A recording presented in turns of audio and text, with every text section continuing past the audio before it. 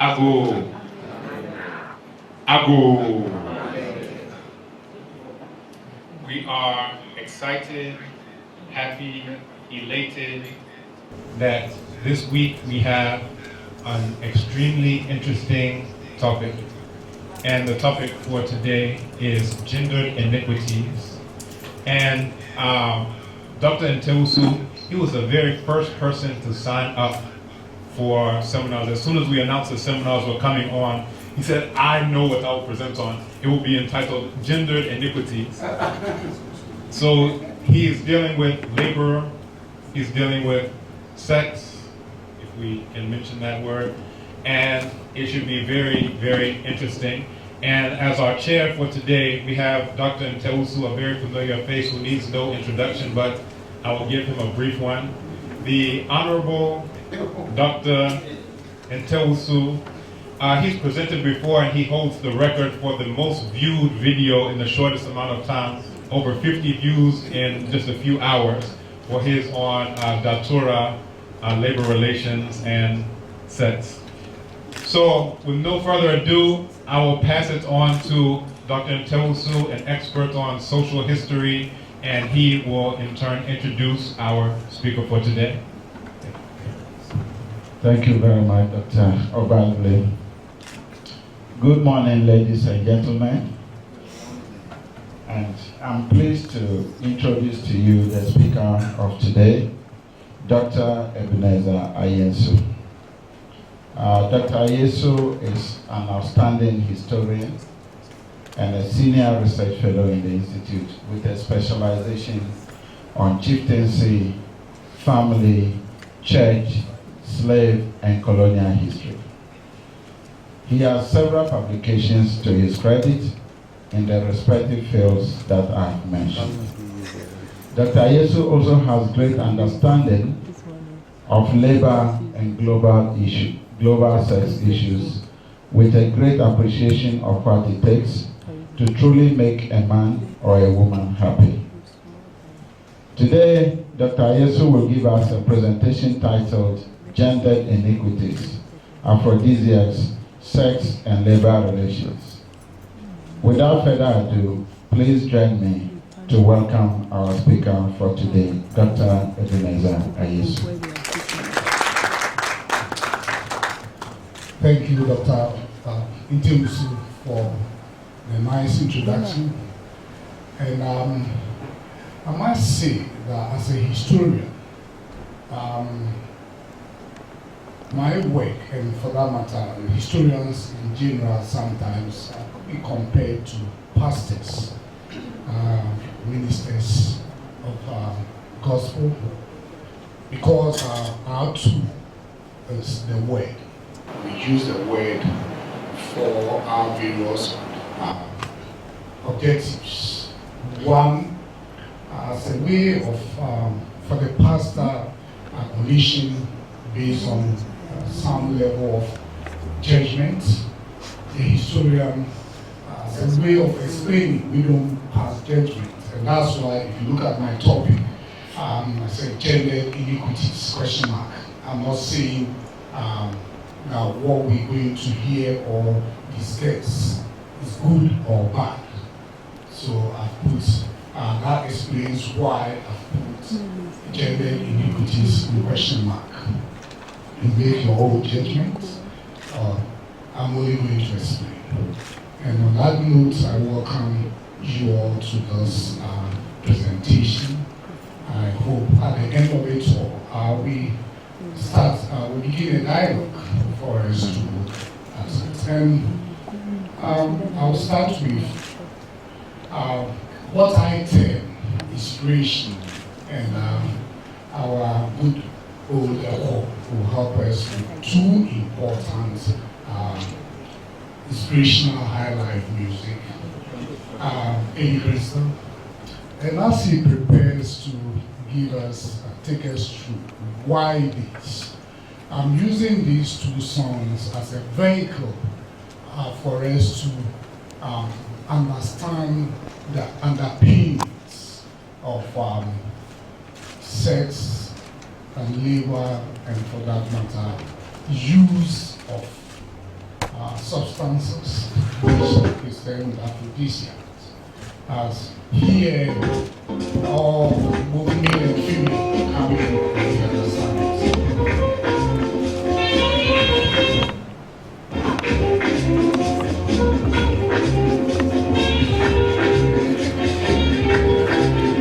All of those are an academic exercise.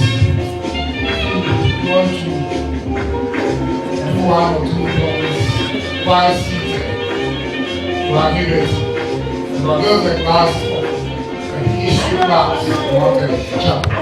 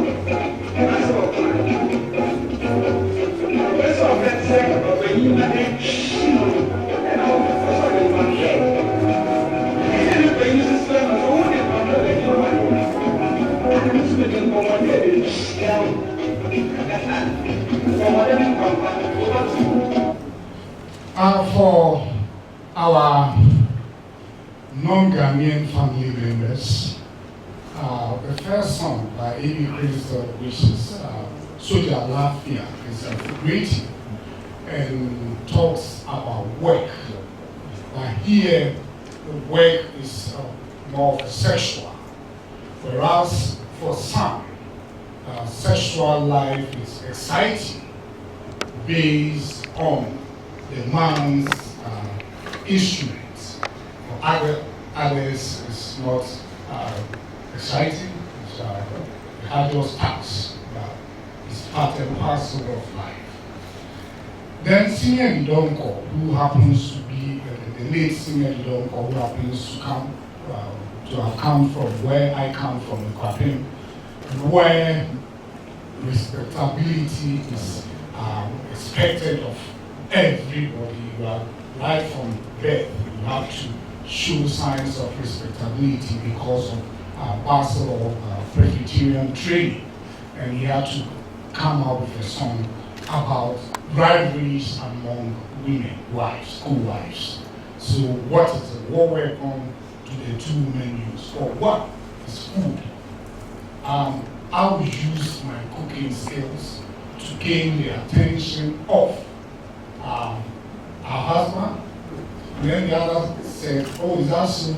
I also use conversation skills. I will engage him in a conversation to such an extent that he didn't even have time for you to even come and eat your food. What kind of food would that woman prepare? What will she put in for the man to like it? Is part of what we're going to talk about. And the conversation also, it has some opinions. My work, I must say that it's a broad one. Last week, Friday, through the help of a friend, I did a presentation at the African Studies Institute conference in Georgia. Likely, those the organizers recognize the fact that those of us in this part of the world do not normally get money to buy tickets and others. So when I put in my call for paper, it came out with ballot and everything, and I paid the registration And when I saw it going to be difficult, I said, look, I can't come. Is there a way for someone to present my paper? And my good old friend, Dr.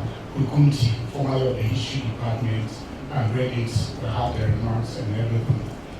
And this is the second one, which is about more of a case study. What I'm going to do this morning, I don't think we can go through everything for the 1 hour. So I'm only going to give the highlights of it. And then if we have time, do a little bit of the case study as portrayed in the abstract. Why do I have an acknowledgement? The research has taken me through all manner of social lives of Ghanaians.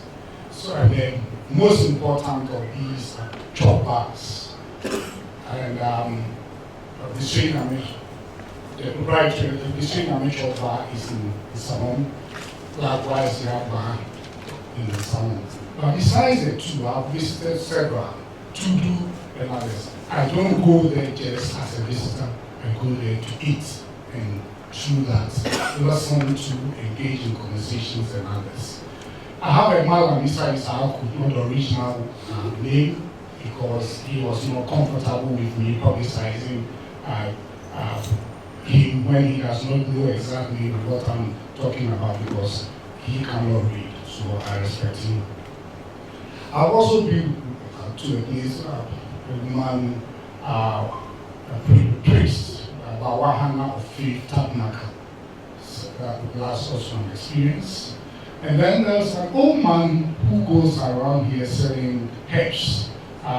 He's dressing, I was trying to get him to Mace today, and I think he's not comfortable with that. We least recognize him as a man of knowledge. All that we know is he goes about peddling herbs, and if you listen to him, the flair with which he talks about his products, especially aphrodisiacs. And he's not the only person. I have other ladies that I've spoken to from Accra to Wenchi and other places who also peddle those herbal medicine and others. And one typical example of such women is Mame Ama Nsawam. Those from B and Nsawam is a very popular name among the people from Ghana. Now, we want academic exercise and all other engagements focus on ethics. So, what are we going to hear? What are we going to see? I need to. It's a kind of a TV presentation. Sometimes you have to indicate that this one calls for parental control. Office.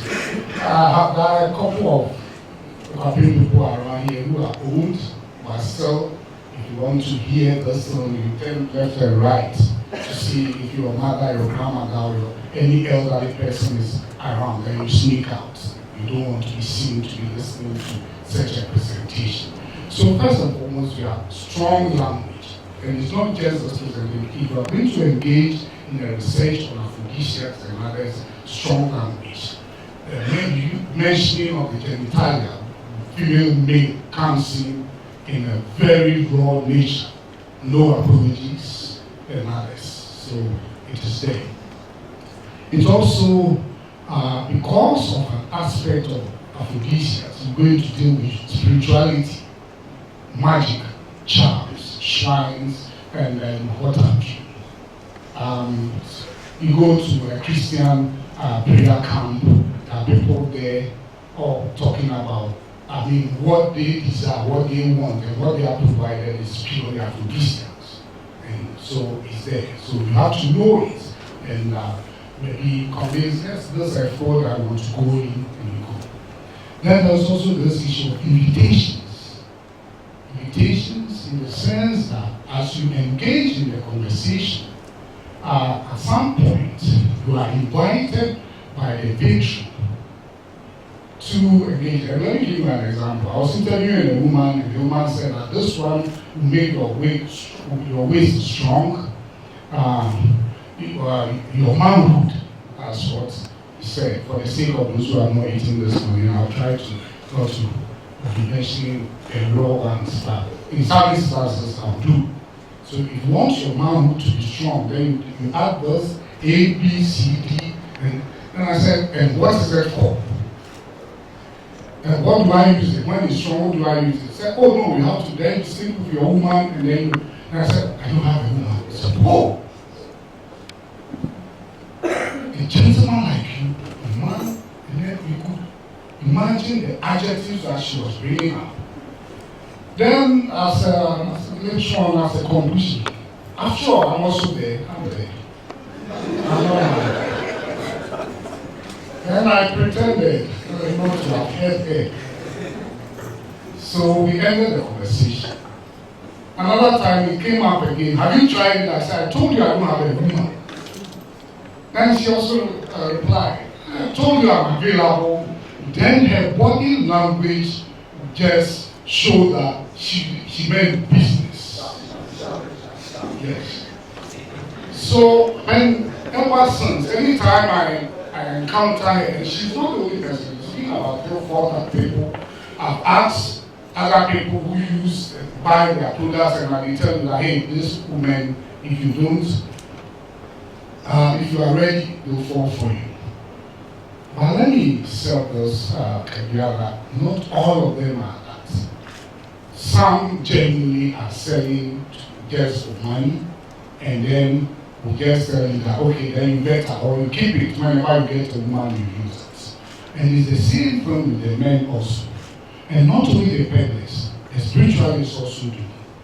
And that's why most often you hear some women who quote spiritualists for help to win the love of their boyfriends and husbands. At the end of it all, are having all manner of associations with them. So there's this invitation. You go in, you have to prepare your mind. You have to be principled.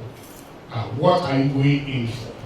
So when she starts flashing her breasts, her boobs in some manner for you to see that, we call it, there's another AP presenter music which says, Bobby Stan. So a standing breast, then you have to be very careful. But as I said, I'm not a pastor, I'm a historian, so I'm only explaining. So you could exploit what I'm saying. So how do we define this?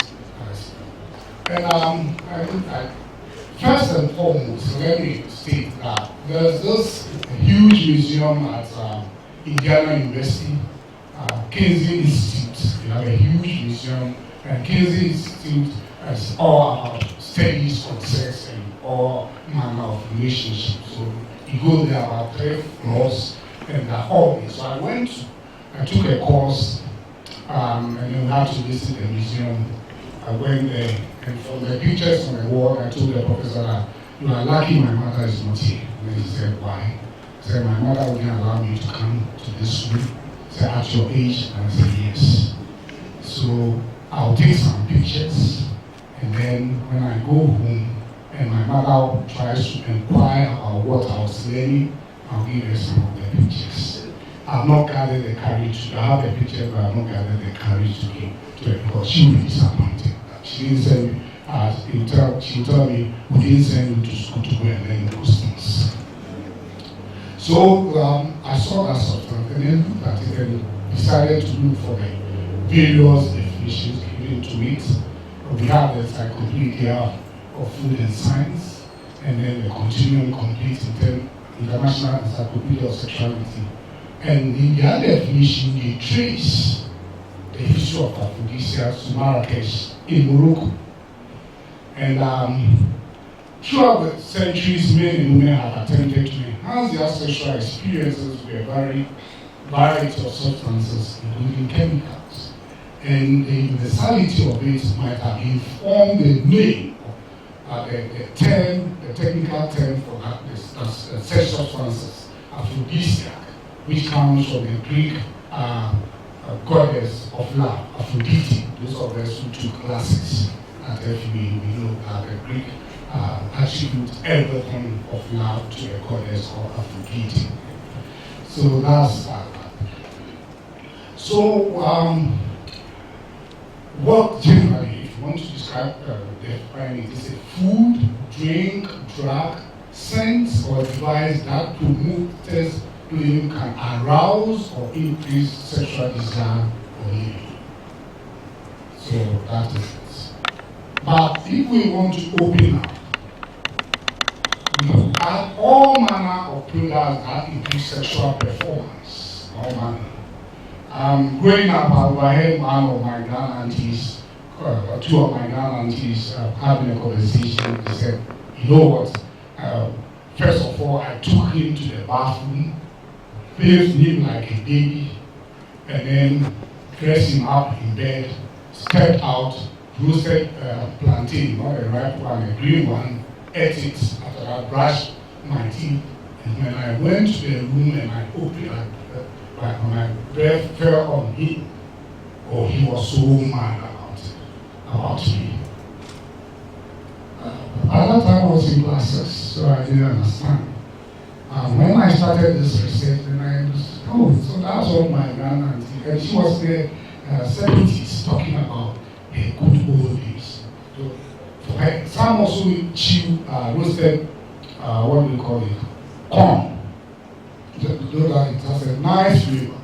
So why do you do that? To induce technology. And so if you don't get toothpaste and others, you are using it. So other ways, these substances are used to control or stimulate the growth and shape of women's butts, ankles, thighs, and legs, especially beads. If you ask our grandmothers and others about the uses of beads, apart from being using it as a gauge, as a measure of growth, the child's growth, so they ate. They hang beads around the waist, the ankle, the wrist, and others. We did not have weighing scales, so how would you know that your baby's growth rate is proportional to every other aspect? So you use that. But besides that, they also use that as a way of aesthetics to shape. For generally, you hear people say that I want to have a bottle-like woman, a bottle-shaped woman, not whatever that they perceive to be. So now let's go to usage.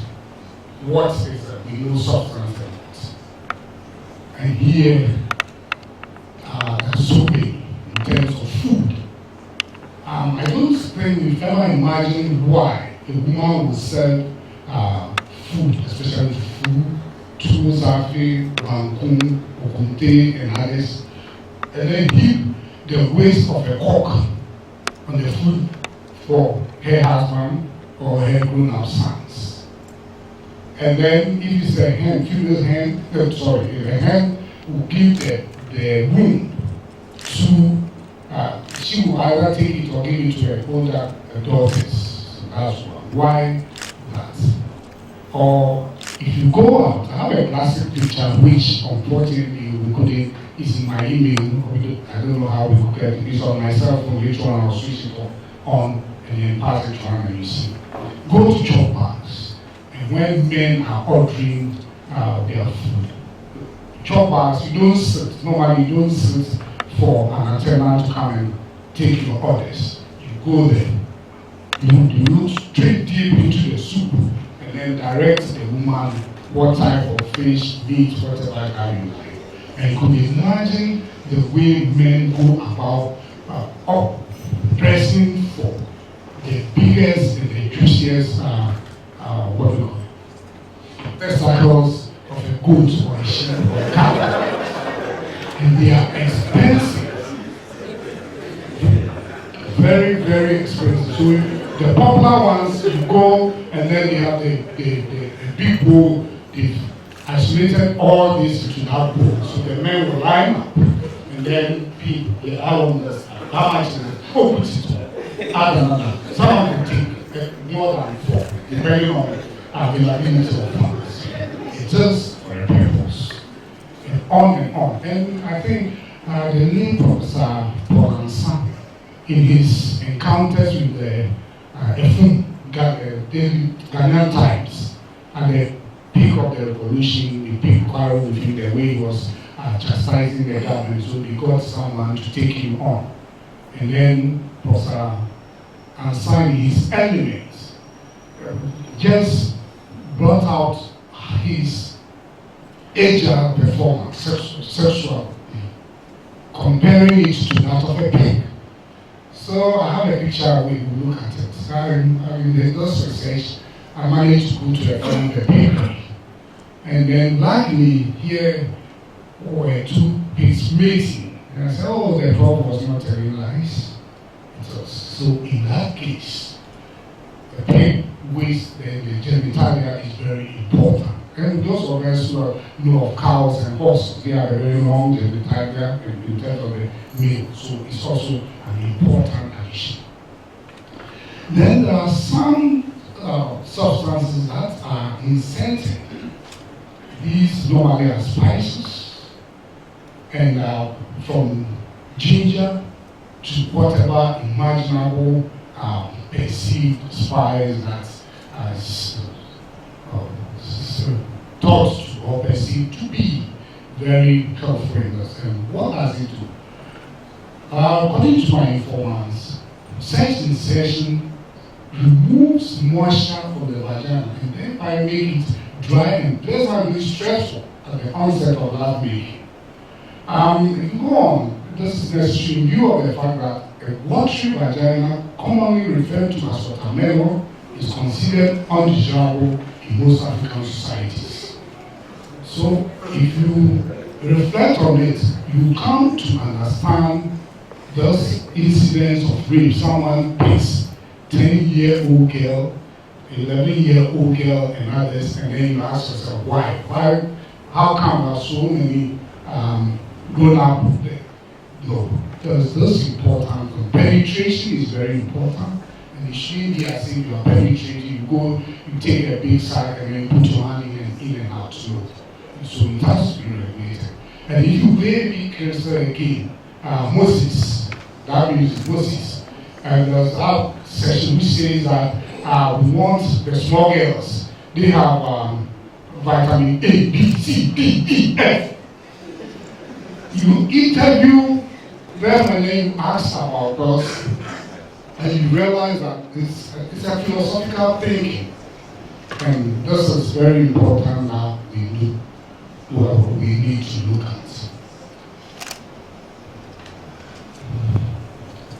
What are the implications of all this? Most of us might have heard of the issue. My son's wife has cooked his mind, and therefore he does not even bother to call, to visit, or to remit us.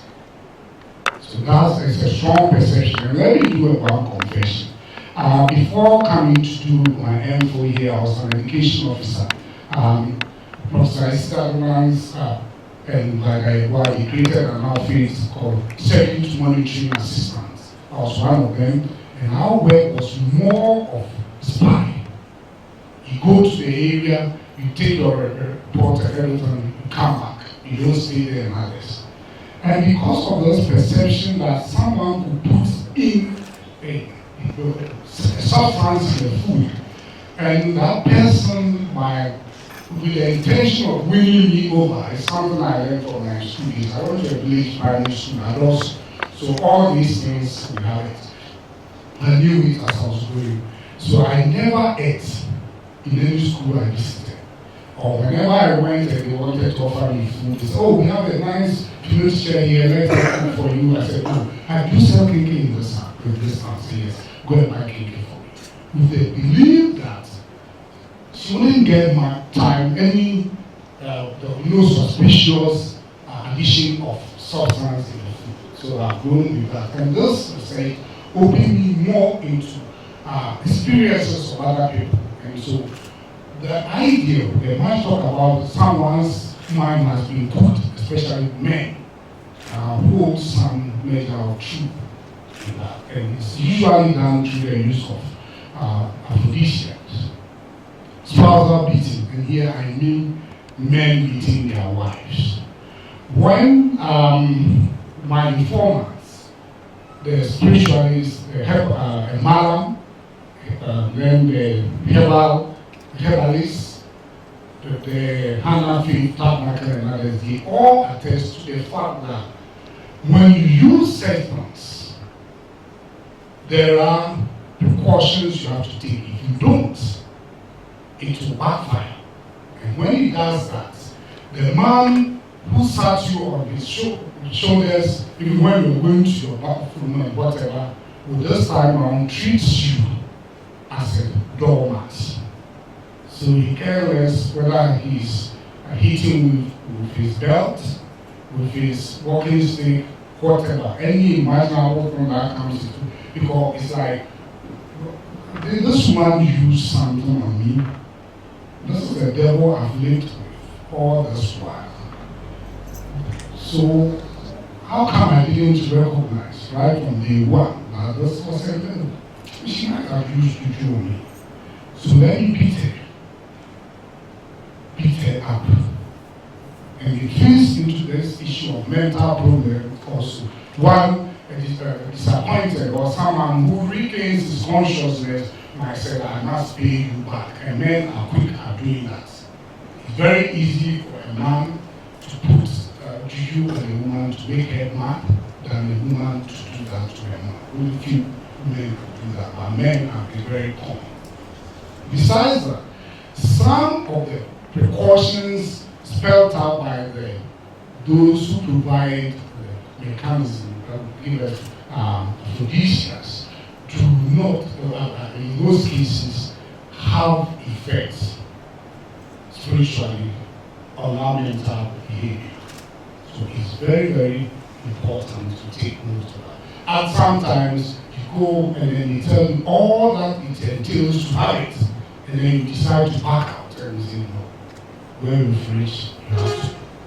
There are times that two families have interviewed regarding what led to their son's madness. And the boy's father was an occultist. So he was calling on spirits and others, and this boy was doing it. And if you, especially if you go to village schools or live in villages, you tell you this guy is very powerful. And what we asked, Horseshoe said, oh, he's been able to put two substances, liquid substance in a bottle, and you shake it as one mix, you turn is red, the other side is blue, and all over. So that was what he was doing, and tried it without the father's permission, and without going through the various steps that the father goes through Ghana. And I have two in Nsawam that I've been talking to them. Yet, I don't know how easy it will be to talk to the victim himself. And that is it. There's also accidental deaths. There is a woman on remand at Nsawam prisons. I taught at Nsawam prisons as a preparatory school. I taught at that school before coming to do my first degree. So I've had some relationship with the environment there. And this woman is on remand. Why? Because when the conversation with her friends, she became excited about how she could influence through food. And then thereby win the man's love. The man will not tell me left or right or see any female. And either she did not take the instructions carefully or whatever, she put in an overdose of the substance. And then when the man has the first stroke, he took the food in, and then he collapsed. So this woman did not go in for the aphrodisiacs to kill the man, her husband. So in short, she was saying, hey, I've killed my husband. So the people who came in, what was this woman saying? She's not holding a knife. She's not holding a gun. The man is sitting and he's collapsed. What is that? So eventually the man died at the Nsawam hospital. And then the news started spreading. So the man's relatives called her a big meeting. When the incident happened, we overheard you saying, what did you do? has a point of conversion. She has to confess. And in legal terms, there's nothing like putting something in your food to endure yourself to your husband. There's husbands you put in guilt. So that's that period.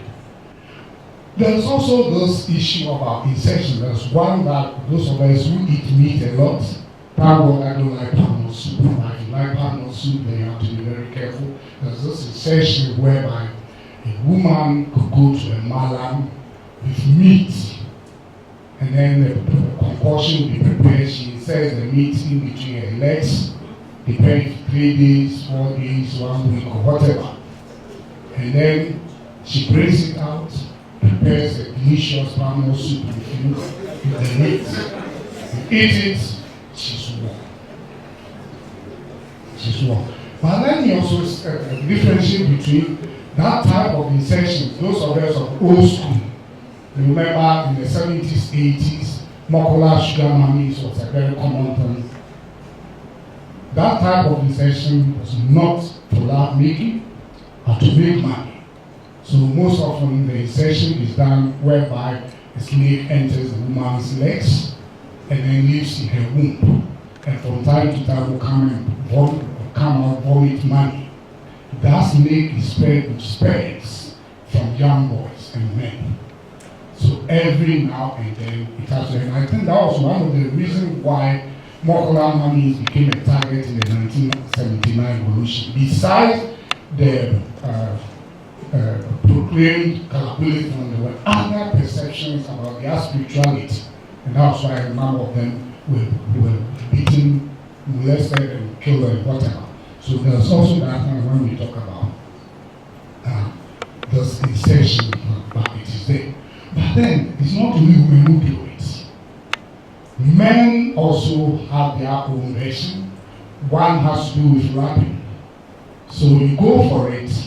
In the course of whatever engagement with your wife, you just run your index finger around her waist and that's all. And that is the situation whereby you are checking, even though it arouses, it's part of the sexuality.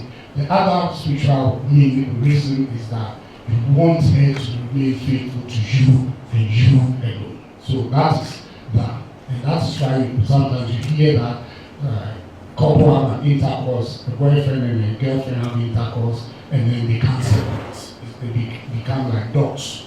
And normally they use the dog, the semen of dogs, for that kind of medicine they do. And sometimes we go about, see people in our judgmental way and say, oh, this guy does not fit this woman. Especially, you look at her level, her status in society, wealth, beauty, and everything. And then, how did this happen? Talking about the men, there's also the touch, whereby, and it's always applied on women of one. Either when I was wooing her, she did not give in easily. She's very strong, opinionated. She's rich. She's fat. I mean, fat in Ghanaian sense. I mean, big.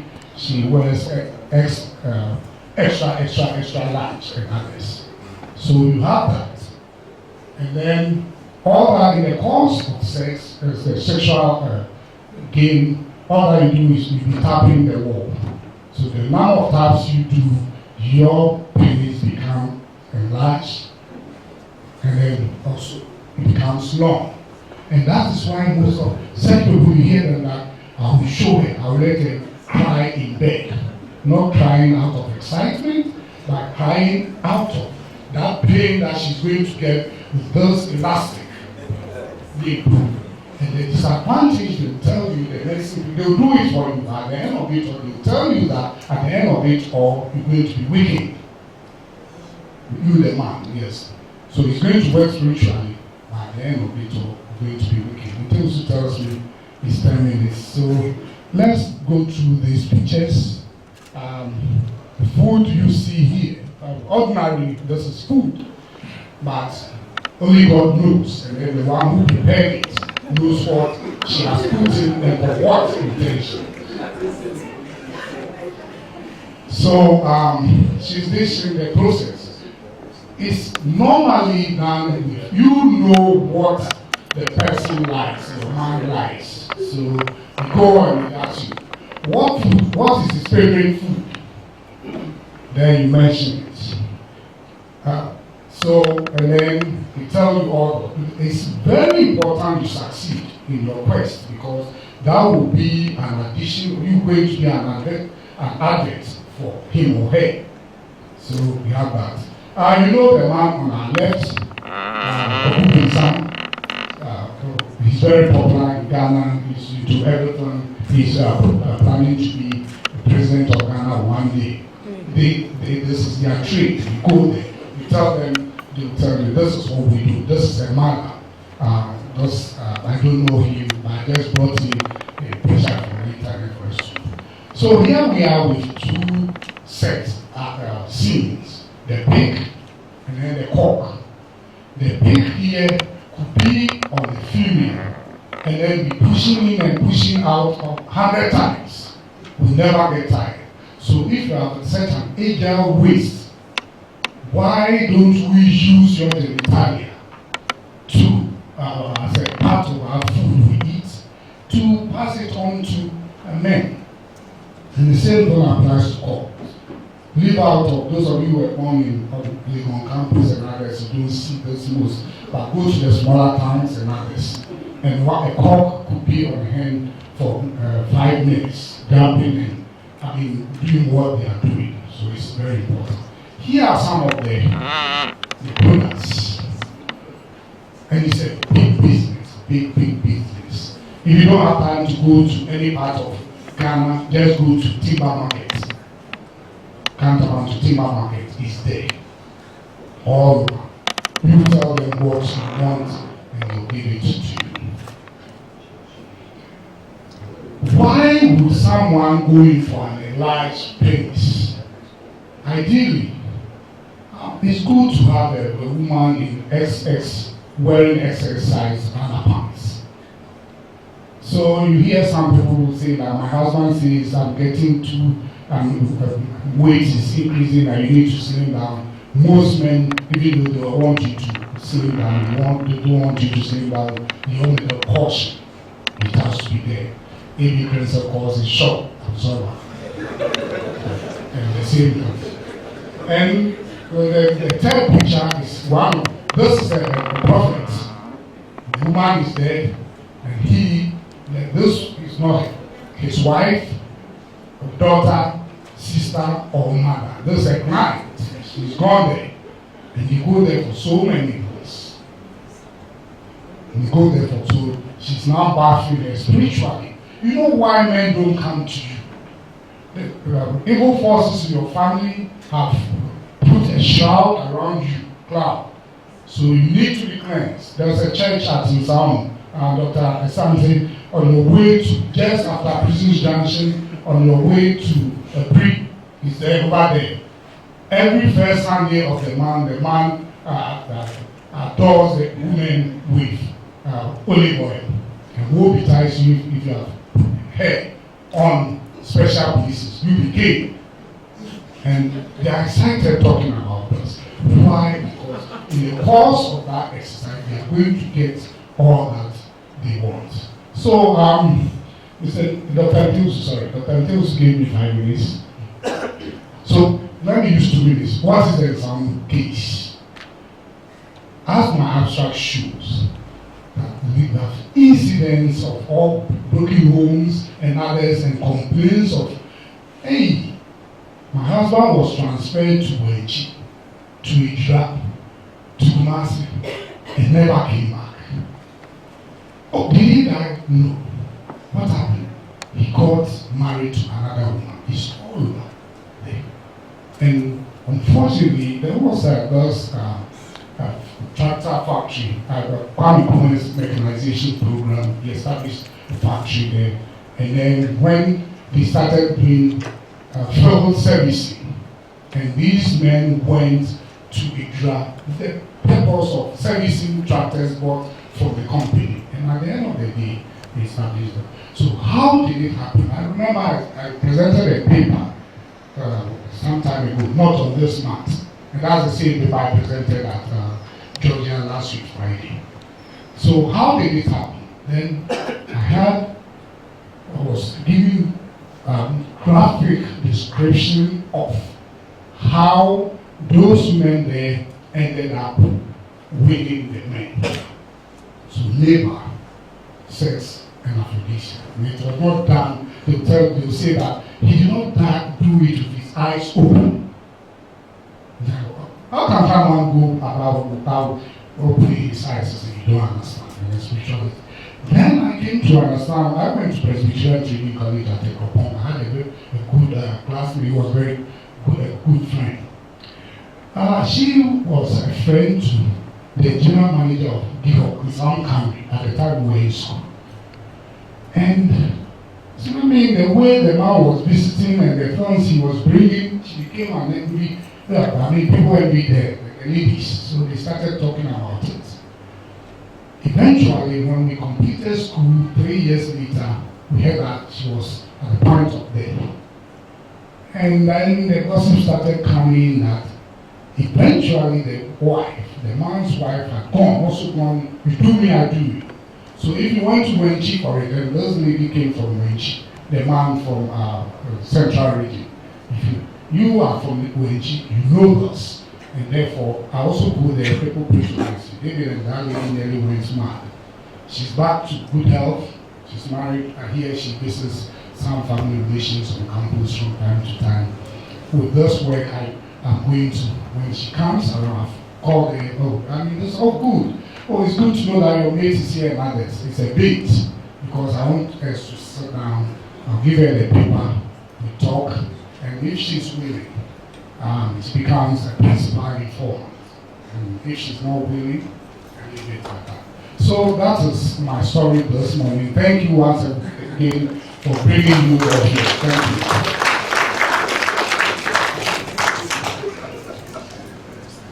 Thank you very much. Thank you very much, Dr. Ayesu, for the insights. According to the Director General of Programs, Dr. Obadele, we need to give preference to our students before faculty. And so the first round of questions will actually be for our students. But I also, as a chair, want to just use 1 minute to give some commentary as far as the structure of the paper is concerned.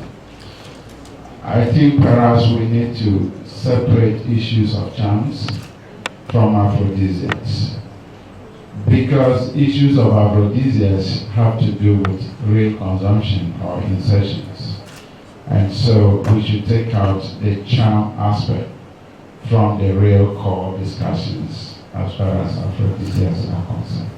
Or generally we can put all under love and then continue to discuss the making of love based on either charms or the utilization of aphrodisiacs. Now, 3 comments or questions from the students.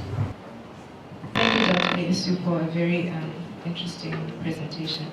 My question is about a statement you made earlier about the insertion of spices and other herbs into women's vaginas.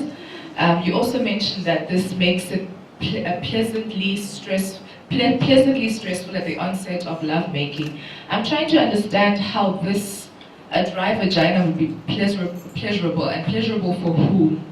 And you also made reference to having sex with a 10-year-old or a child and that sort of thing, and it makes me think of rape and that kind of thing. I'm just trying to understand how a man and a woman could have sex and a non-lubricated vagina cannot be pleasurable, and certainly not for the woman. I wouldn't know for the men. Thank you. Thank you so much.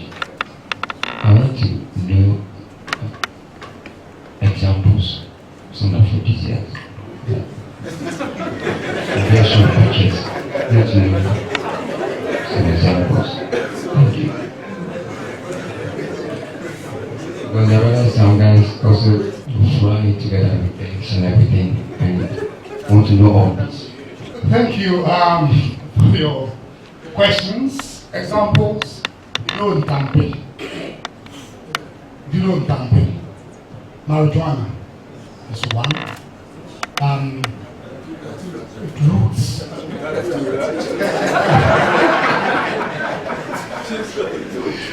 The odum tree. Herbs and leaves believed to have some chemical. Yes, we spoke about the genitalia of animals, especially dog, horse, and cattle, and then a number of weeds there. Now, I'll give you more. Some of our people are very young, they need parental control. So thank you. Insertion. From my informants, I said, I used a term, what did I say? Presently stressful. Yes. Both male and female attest to, from my informants, that it's good in trying to romanticize the act. You don't just jump. They'll tell you that I'm not a mommy and they come. I'm not a prostitute whereby you come to my room, you jump on me and then you go.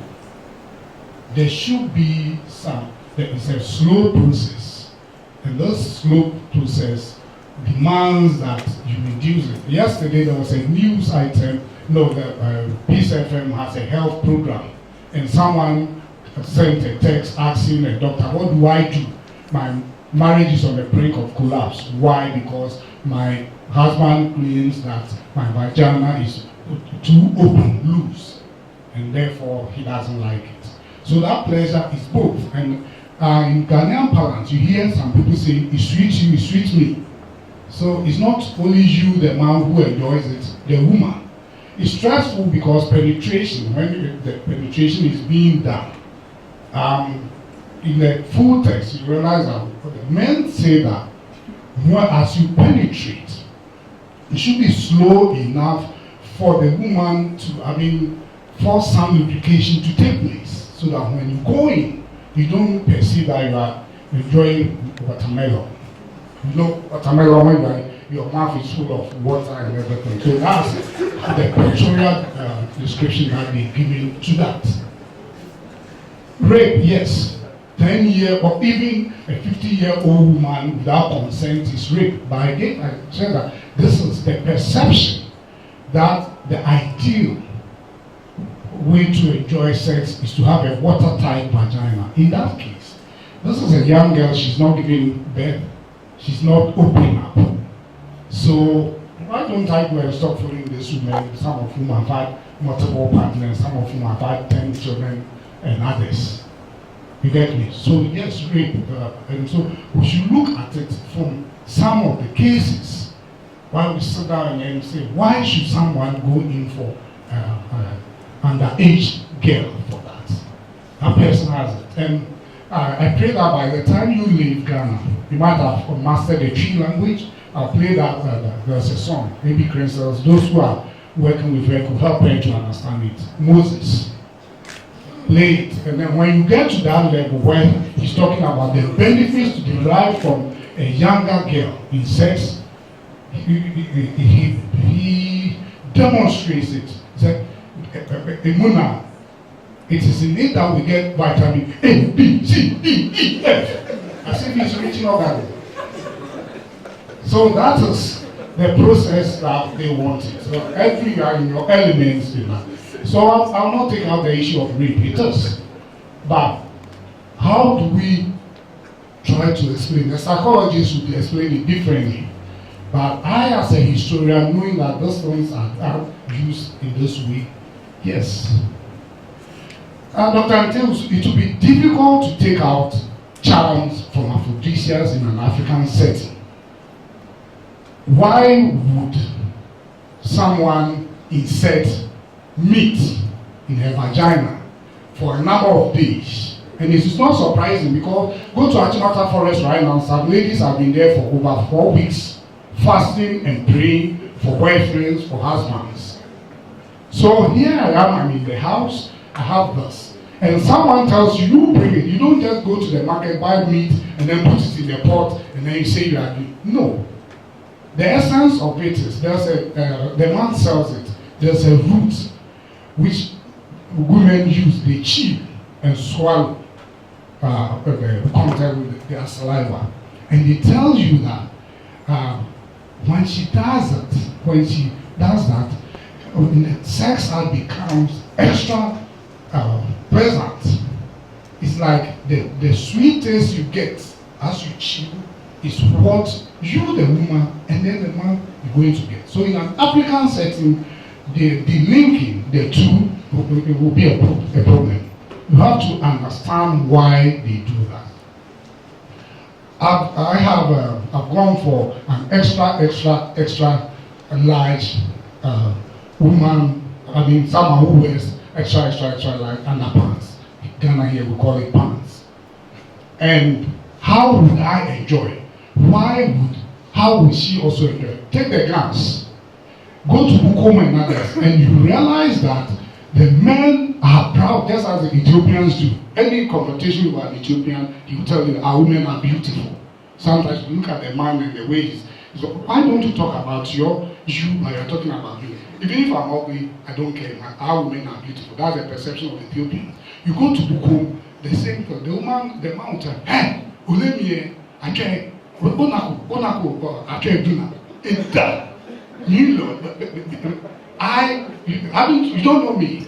You don't know who I am. This is my wife. She wears this. And you see the woman, then you respect him. Why? Because the woman, he's able to sexually satisfy the woman in bed. So when we have sex match and the women come with their pillow behind them, they are dancing and doing this. If you step down the stadium of some companies, fancies also do that. Now, if you're a man, then you turn their back and then say, look at my bottles, come. A man is a man who is able to sexually satisfy a woman, regardless of the size of her bottles. You get it? So that's the perception, that's the thinking of these people. And all this, we definitely have to go into spirituality. So, Dr. Ayesu, we need to revisit that, but I'll always argue that the two go together. Thank you. Well, thank you, Dr. Ayesu, for an exciting lecture. And I kept wondering whether you wouldn't have been better if you were on the pulpit with the persuasive way you were. But I'm just revisiting the issue that the chair talked about separations. I think it's very exciting listening to you, even though it has serious contentions on methodology with regards to verification, with regards to, standardization and others. But my point is, I think it would be very good if we have in perspective the perceptions that you've derived from the field and relate them to at least some scientific evidence we have about these things.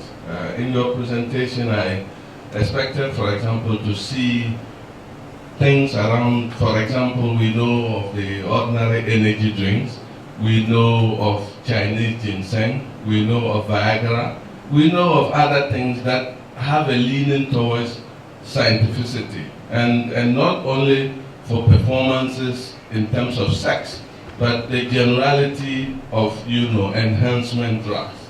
And so I think that while it is very important that the perceptions of people who respect to this, especially with spirituality and other things, it will be good as an academic study if we are able to link it to some kind of scientific evidence. Not that it should be scientifically proven, but the fact that at the other spectrum, there are one or two of these kinds which claim to be doing things in the same way. So that's just my comment on this. Otherwise, thank you very much for an exciting presentation. Thank you for the interesting presentation. Unfortunately, I didn't come a little bit in the beginning, but I'm sure it's been interesting throughout. I just want to make a few quick comments. There is a new publication on Sakawa. I think it's done by a gentleman who passed through this institute. I just want to recommend that And if you look at that, maybe you can also address some of the issues Dr. Osman has raised, because they're all about superstition, but then these are real facts in our societies. And so although sometimes we cannot prove, there are ways you can really put them across. I'm sure if you look at that article, it's in the African Studies Review, a very recent publication. My other comment has to do with, kind of deciphering love potion from aphrodisiac. And because I didn't come early, maybe you did that in operationalizing all the terms you used. But I see you putting aphrodisiac and what women do to seduce and love potions and all those things together. I think if you separate them, it will help your listeners. And also, when you do that, then you can look at the different ways in which men and women indulge in some of these activities. And I see that very connected to ideals of masculinity and femininity. For men, sex is so important to their masculinity, and therefore having a big penis or being able to satisfy their wives or whatever, it's so important to them. For women, being loved is important, and so they may enjoy sex, but they also want to make sure they capture their men for good. And if you came from these theoretical perspectives, it will help. The last one, I've actually heard people say these days that one of the other ways of getting the man for good is through spiritual means. And people are going to all kinds of places, especially the Nigerian pastors. And when you talk about people putting meat in their vagina, then I remember somebody said the wife puts a picture of a certain big prophet in Nigeria on her vagina when they are having an affair. Of course, the marriage broke up because of some of these issues, but maybe you can also interrogate some of these. Thank you. Okay, thank you. Let me take this issue. It is never true that men through sex exercise their masculinity and then gets to show that they are men. Now, there is a case in a criminal court whereby a woman, her reasons for seeking divorce was the fact that her husband wears a small pants. What does it mean? That's a small penis. So he cannot satisfy her. And don't forget that in an African context, sex on one level is work. Your husband, you live with your husband 3, 4, 5 years and no sex, you go to the elders and say that he is not performing my work for me. And if you are a university professor, they ask you, oh, how come your husband is a mechanic? How can he do your work for you? But the elders understand it. So that one is there. Both, and I gave a common Ghanaian parlance. It suits me, it suits you. And why women, it's not only for love, why there's those who peddle drugs in the buses, they tell women when you use the herbs, this point round, when you realize the man is so excited about it, then you pull out. And then the man will say, what do you want? And that's why they say, I'll give you all my cocoa farm. And why would a woman want to have a cocoa farm? Power. It's aspect of it. So let's open up this issue about the straight jacket that men do this and women. Men also want to be loved, though. Yes. They want to be loved. So it's a human nature. We all go into relationship based on what we want. If it's about sex and you are not doing, that's why they will also tell you that if you put a woman on a job 600 building and you don't have sex with her, she descend, go to a bathroom, a nearby shed, and have sex with a cleaner. And we have stories of this, examples of this all over. So we need to take note of that and then open up. And that's one reason why most often I don't want to come up with theories. I go to chop bar with an open mind, no theory in mind, and then I listen to the conversation, the way they order. Oh, why don't you put a garden egg, this garden egg, put it on my food, I need it, you see, yes, that one. This is a guy who doesn't have money to buy fish or meat, but he wants to eat. So you get a garden egg on his food, sit down, and someone with a heap of meat and others, they are on the same platform, they are all enjoying. So we need to open up. Love portion. Some of those things are done in the baseline is this is what it does. It will enhance your sexual performance. And then what do I derive? A, B, C, D. Love is a part of it. Protection and assurance, this and that are all there. So when they sell, and this is based on the information I got from the women, they don't tell you we are selling love portion for you. They tell you that this will make you good in bed, and if I'm good in bed, what happens? Your wife or your husband or your male or female partner will enjoy you the more, and you also enjoy. That is it. Dr. Osman has gone out. The herbs and others, the scientific proof and others, go to the Mampong Center for what is it? Plant Medicine. And all that the man is selling and other people are selling, you attest to it.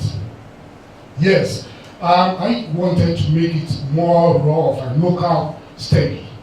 But if I'm blowing it out for international presentation or publishing it, then I'm going to give examples. Because somehow we understand why you put meat in your vagina. But he or she knows how Viagra does what? Work. So when I explain it, then I do this. I remember I was talking about appetition in the US. How would they understand? Then I want to know that appetition, US version of appetition is called moonshine. All manner of alcoholic beverages they produce out of the known scientific meaning. Americans call it moonshine. So when I got to know moonshine, I write appetition, then I put moonshine into brackets, and they know what I mean. So that scientific proof with this study, yes. Verification, that's why I said I'm not passing judgment. This is what people have done, and they claim that this is what they did, and it helped them. So that's the verification I need. And it's not one person. Well, several. If I come out with a list of my informants, you'll be amazed. Different, some contradictions, some coming out with the same story here and there. And my invitation to all of us is those who are interested, go to top bars, lorry stations, appetition, drinking bars, most often go there and just listen to the conversation. And then if you're excited about any kind of research involving this is more of a popular research in the sense that you're going to the basics. The ordinary people who does love and other things don't come in. Because I'm going to work on her. That's all. This girl going, I'm interested in her. For what? I'll work on her and she'll cry. Thank you. Thank you very much, Dr. Ayesu. I think that to a larger extent, I agree with what Dr. Atobar said about perceptions. It is not actually about giving straight jackets, but when you look at the advertisement on aphrodisiacs, it is informed by what people think are expectations of men in a sexual relationship and what people think are expectations of women. I'm going to just cite an example.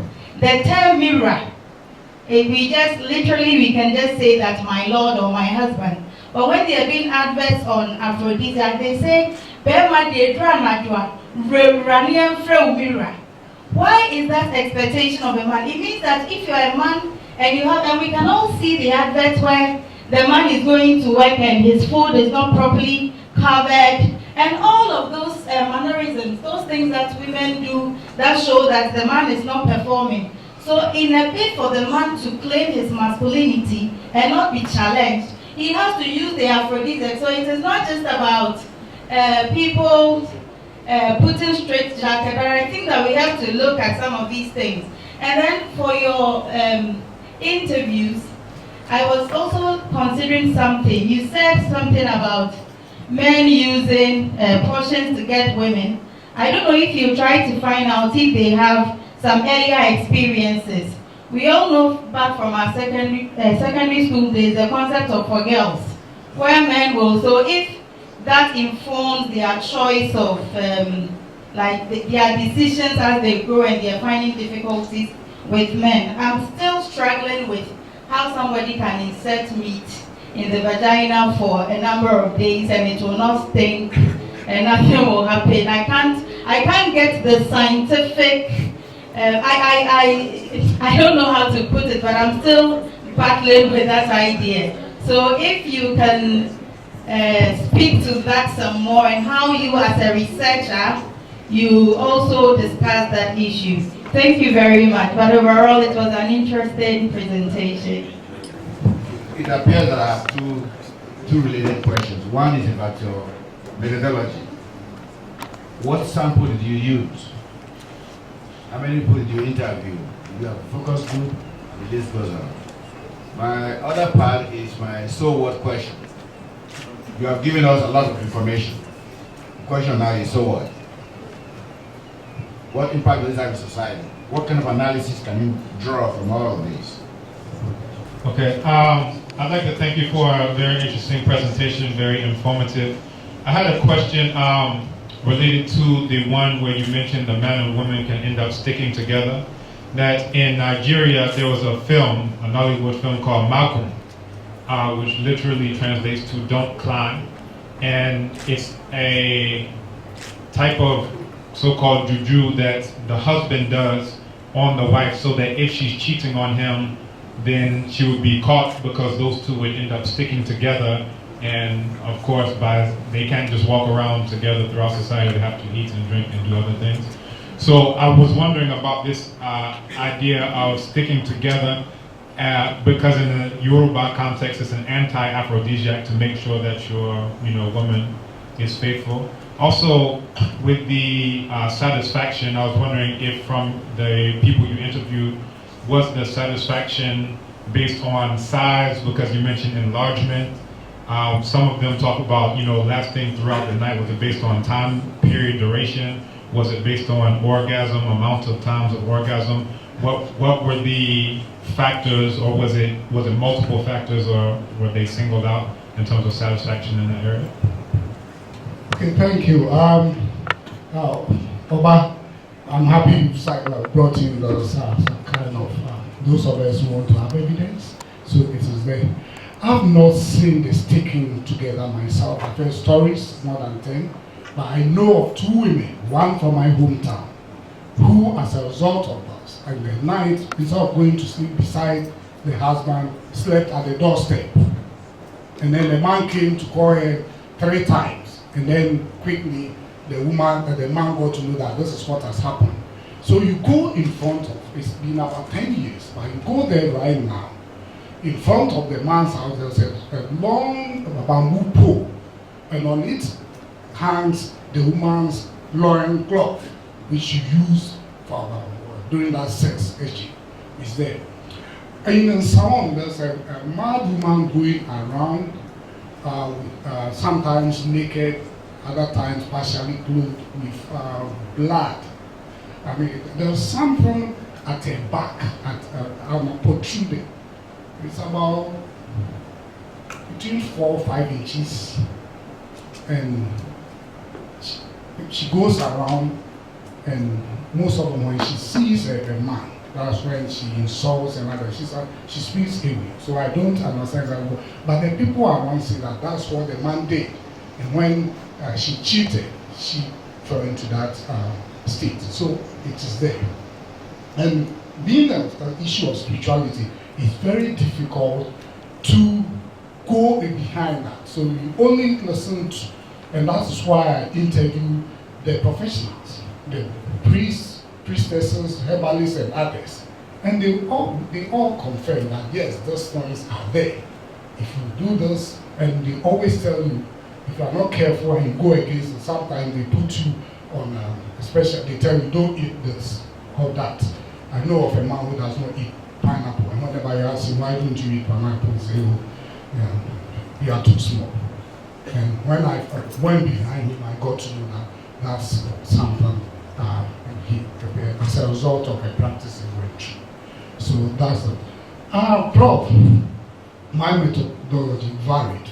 I'm using ethnographic methods to do it because I'm not giving myself the time limit out of it. It's a huge thing that I'm developing. And as and when I'm okay with whatever data I have, then I look out for literature and then come out with this. This paper, initially, I was going to look at those aphrodisiacs, the literature on aphrodisiacs, but last month there was something in one of the mirror editions on aphrodisiacs, where there was a straightforward statement that only men use aphrodisiacs, and that informed my abstract, the argument I raised out. So as and when I get to a point where I need to present this is what I have, then I do it. And I'm not doing a quantitative study. To be honest with you, I struggle to get 7 ordinary levels pass in mathematics. So whenever I come across mathematics and figures, I skip. So how many people are involved in your study now?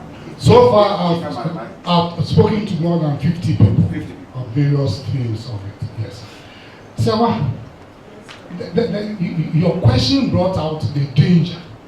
You listen to the advert from just on the side of the men, but you don't listen to the follow-up which says that then you too will be called Merura. So the advert says that the man will be called Merura because he's able to penetrate all angles of the woman. And then you, the woman, you also qualify to be called Merura, someone who is penetrable. So we have to, this straight jacket thing, we have to be very careful. Let's open up. If you are working with a theory, fine. Then you can just say, I'm listening to the advert in terms of this. The one portraying that advert, the man's will not cover the others, is something we are told. Even our mothers tell you that if you don't service your wife well, you don't service your girlfriend well, you will not be treated fair, nicely in terms of even the food you eat. There will be no salt in your food here and there. So if your mother tells you that, you should know that your mother also has an expectation that this is something that you have the potential of a woman, you have to have it. So let's open up. We've been able for far too long, but there are some good credits that men should be given. And then in such studies, we come out with it. Right? I beg you. Yeah, so thank you, and then we can go. Thank you very much, Dr. Ayesu, for very stimulating discussions. Let's have a quick question. As a historian, if you could comment on the usage and consumption of aphrodisiac over time.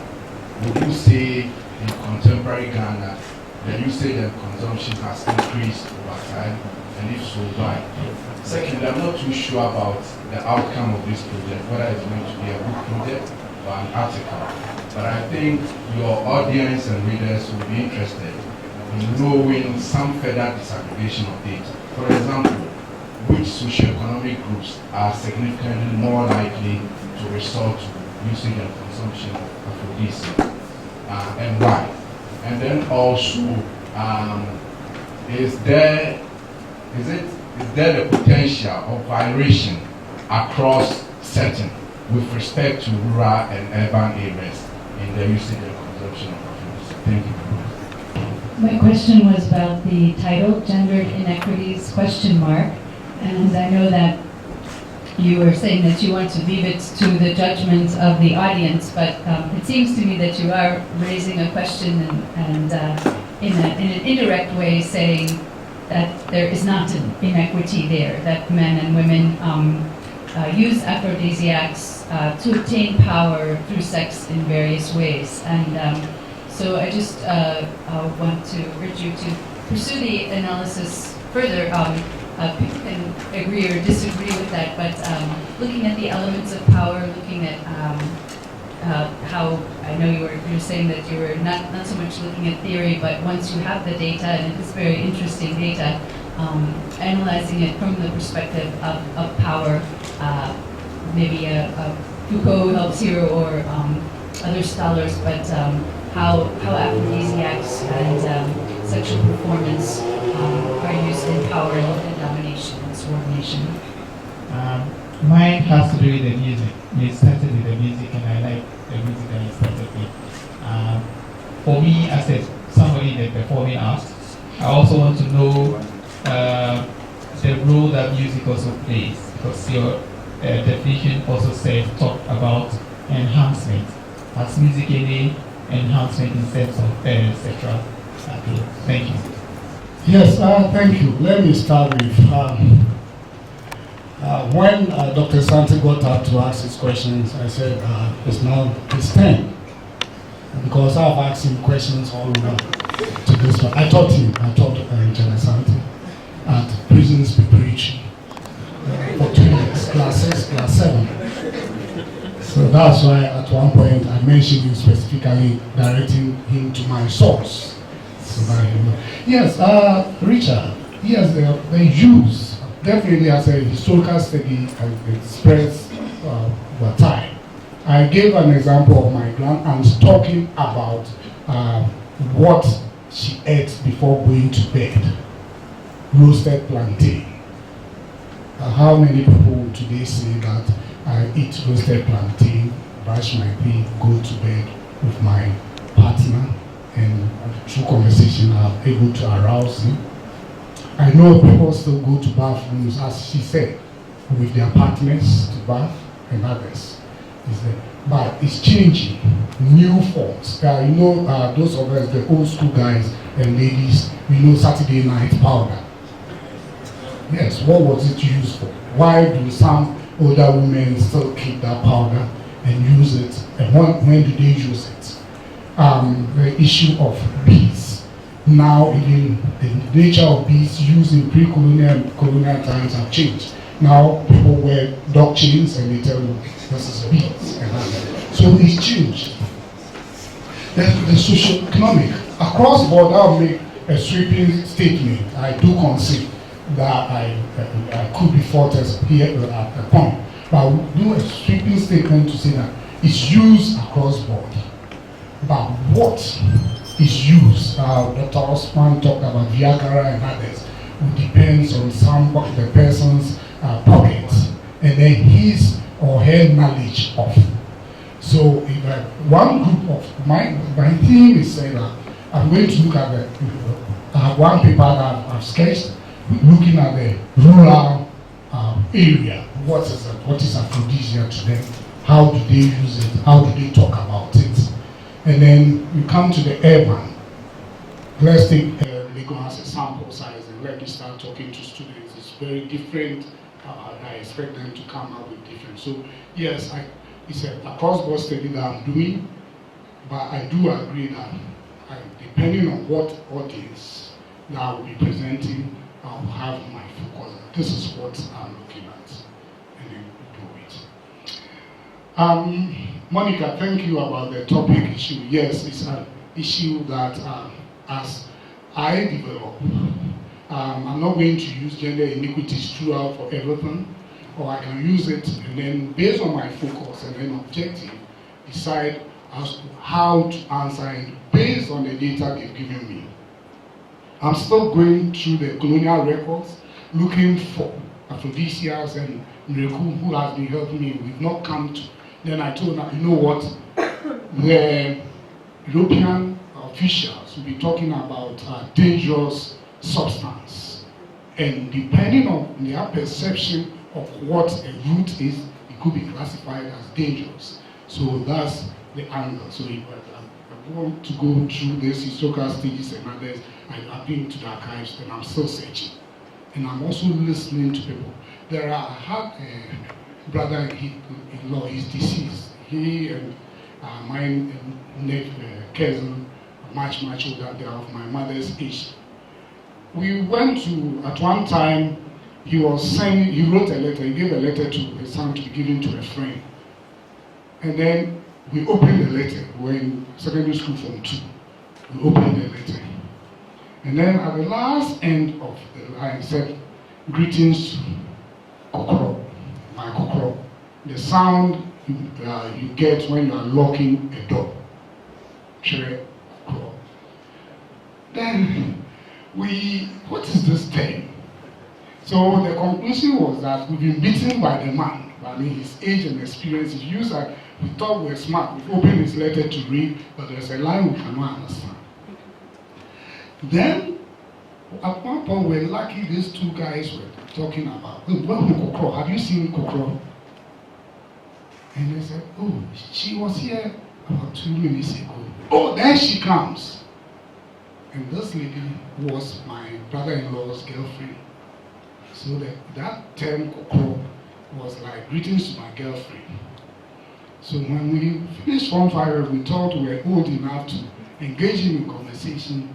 We asked it, and they said, like, when you insert your penis, it's like lock the door.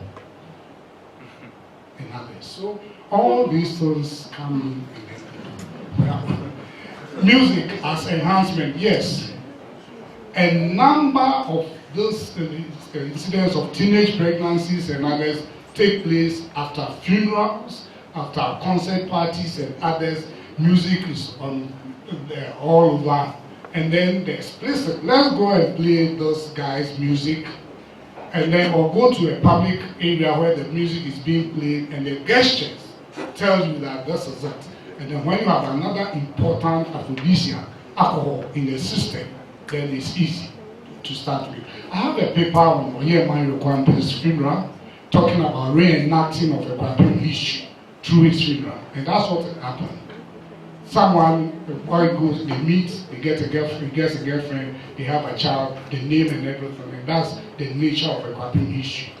Different divisions, but whenever we meet, something happens. And then we reenact the unification of a Kwapin. So that's my answer. I don't think I've exhausted fully. I mean, I've given you all that you wanted to hear in terms of your questions, but this work time will allow us to do. Thank God my father named me Ebenezer. This is where God has brought us. Okay. I think before we conclude, I just wanted to address Dr. Richard Asante's question, which more or less is trying to challenge the relevance of this piece as far as history is concerned. I think, to be very frank, the utilization of aphrodisiacs actually began from the 1980s to the 1990s. I'm not saying that it originated, but in terms of increase in consumption, this was a period triggered by two things. Structural adjustment, which first and foremost affected the way and manner people were employed, more or less. So the few that were actually out of job took on the peddling of drugs, and especially went into areas that were well populated, such as Accra and Kumasi, and therefore the consumption increased.